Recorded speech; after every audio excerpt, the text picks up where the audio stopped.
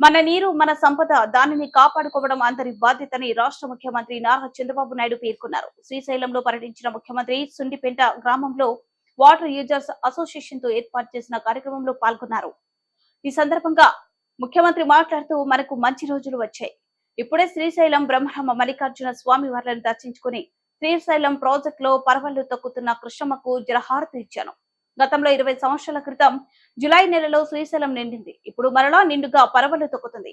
ప్రజలందరి ఆశీస్సులు, మల్లన్న స్వామి అనుగ్రహం లభించింది.